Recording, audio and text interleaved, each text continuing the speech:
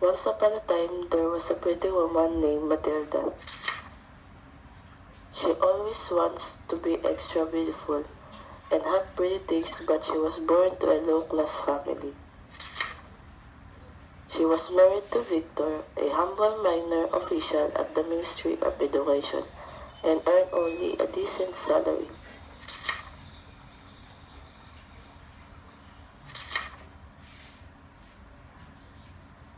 Matilda was fixing her dress at home, then suddenly she heard a knock. She opened and saw her husband. Then she saw her neighbor who just got out of their car. That lady is so beautiful. Look at her dress and jewelry. Isn't it stunning? And it appears to be quite expensive. And what about me? My outfit is simple and inexpensive. Man now, what such things? You are beautiful. But I want to be like the other women who have beautiful and expensive dresses and jewelry. That evening, Victor cooked dinner for them, so they sat down to dinner at the table. Let's eat. You prepare some fish too. Ugh, just some beef stew? I wish we could have eaten some larger dish with some fancy silverware. One evening, her husband came home from work with bright spirits, holding an envelope in his hand. Man now, look, here's something for you. She opened the envelope and saw the invitation inside. But instead of feeling delighted and excited, she got angry. What is that?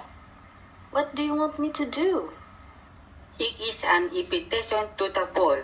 I thought you would be pleased because it is a lovely occasion.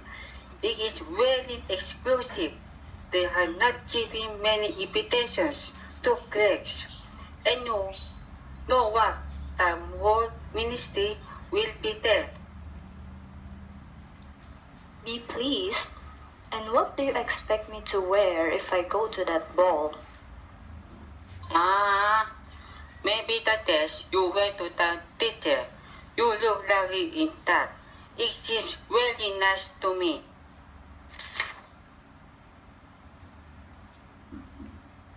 He stopped and was distressed to see his wife was about to cry. Why? What's the matter? I don't have any suitable dress to wear to the ball. My love, don't cry. Let's see how much a suitable dress costs. She pounded carefully what amount she could ask for without any refusal, and an alarmed exclamation for the thrifty clerk. About 400 francs. Victor turned pale because he had been saving the exact amount to buy a bike to use every time he is going to work, and every time his friends invited him to go biking. However, he said, Very well, my love, I can give you 400 francs and get a suitable dress for the ball.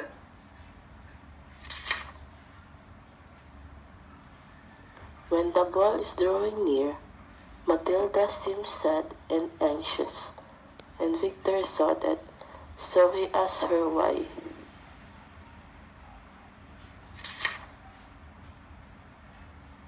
Wax, the mother, are you satisfied with the lovely dress?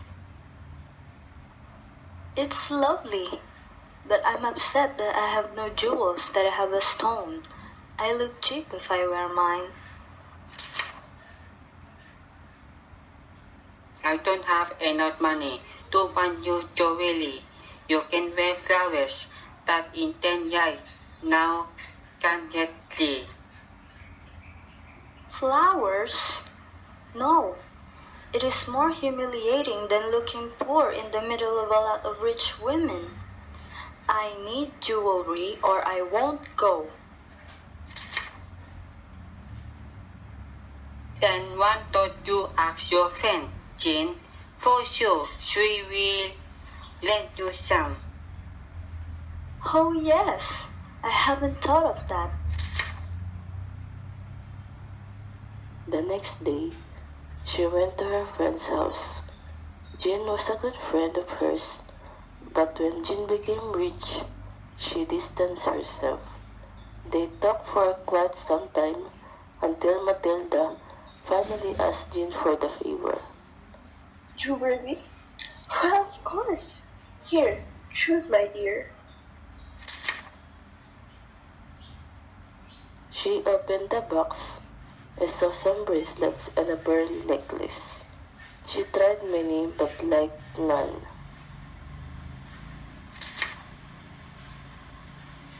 Do you have anything else?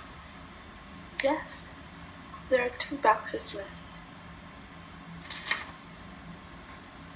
Matilda looked but found nothing on the first box.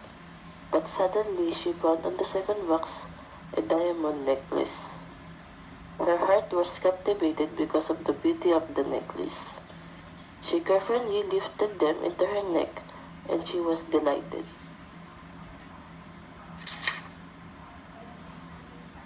Would it be fine if you lent me this?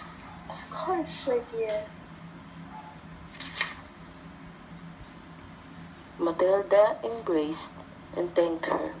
Then she went home with the necklace. One night of the ball, Matilda was a complete success. She enjoyed the ball that even the minister himself greeted her during the ball. Once the ball ended, she went to her husband with other men who had retired into a room to rest and talk. He picked up his suit and wrapped it to cover Matilda's shoulder, but she held back and began walking to find a cab. But it seemed an unlucky time for them because there is no cab. They walked for a long time until they finally found one. They took them out in their flat and tumbled out and up to their room. When they reached inside, Matilda taking a final look at herself, but suddenly she uttered a cry. Why? What's the matter? The necklace.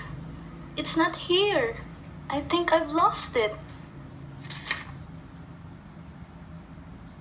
What? How? That's impossible. Do you still have it when we left the boat? Yes, I remember touching it in the hall at the ministry.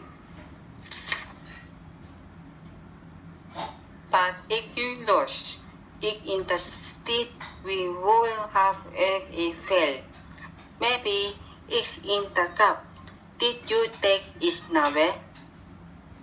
I did not. Okay, I am going back and search the streets in case we tap it. He left and Matilda remained in her dress while sitting on the chair without the strength to go to bed. Her husband returned at 8 o'clock and found nothing, and she told her to write to Jean. Why don't you tell her that you have broken the necklace and have it fixed? It will give us time to find the necklace. When Matilda did what Victor said, he went and filed a complaint to the police and cab drivers, but he got nothing. They don't have a choice but to replace the necklace. They went to the shop and found a similar necklace as they wanted lost but it cost 40,000 francs. But they don't have enough money, so they borrowed to their friends and families. They soon collected the money and bought the necklace, and returned it back to Jean, who took it back without looking at it for 10 years. They both work hard and sell their belongings just to pay the debt to their family and friends. Matilda now looks old and she had become strong, hard, and rough like all women who work in households.